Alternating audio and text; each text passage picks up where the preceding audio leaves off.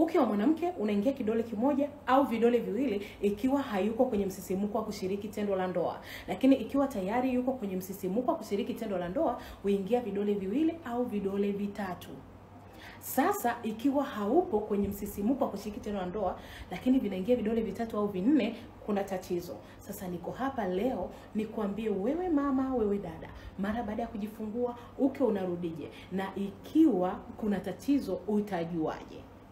Wakati mwanamke anapokuwa kwenye leba, uke mara nyingi ufunguka mpaka sentimita 10, ambapo baada ya sentimita 10 mama anapokuwa ameshamaliza kupushi, basi uke unaweza kujirudi taratibu. Ndani ya zile wiki 6 ambazo tunasemaga ni za healing, kwamba mwanamke anapona ndani kwa ndani na vitu kujirudi vizuri. Sasa kuna watu ambao wanashiriki tendo la ndoa tena wengine hata kabla ya zile wiki 6. Sijui tatizo ni nini, yani sielewi tatizo ni nini. Na wengine unakuta baada ya zile wiki 6, lakini mtu akawa hajapona vizuri, lakini jinsi ya kushiriki tendo la ndoa mnashiriki rafu haraka kama vile mwanamke hajatoka kujifungua. Sasa hapa ndo matatizo yanapoanziaga, ndo kuchanika mara ya pili panapoanziaga kwa baadhi ya wanawake.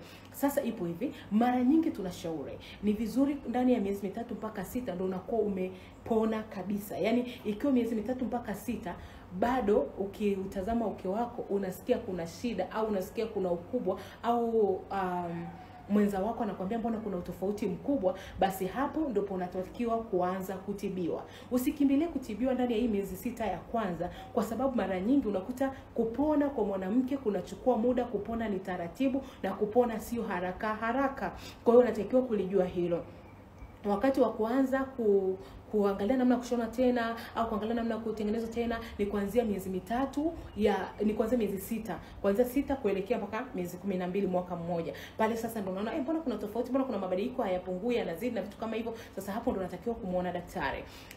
Na lazima ujue kwamba unaweza baada ya kujifungua njoo tukuangalie, je, uke unajirudi kwa sawa baada ya miezi 6. Lakini kama uko sawa, basi pale ndo tunaanza kukushona upya na kukutengeneza. Ukiwa mwanamke unaweza kutengenezwa hata baada ya miaka 10 baada ya kuzaa, hata baada ya miaka 20 baada ya kuzaa. Usiishi maisha ya kuogopa, maisha ya kuona yani unakuta kwenye tendo la ndoa mtu hajiachii kabisa kwa sababu anaogopa akijiachia maumbile ni makubwa. Kwa unakuta anajibana to the extent kwamba hauwezi kufurahia kushiriki tendo la ndoa. Sasa hiyo haiwezekani. Njoo tukushona hata kama unaendelea kuzaa.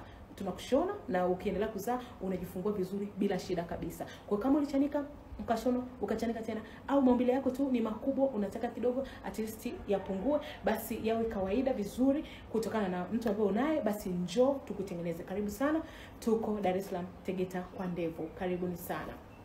Usiache kutumia pedi yetu pendwa ya Pasfy. Pasfy ni rafiki wa mwanamke siku zote za maisha uwapo edhini. Itafuta leo ni Pasfy.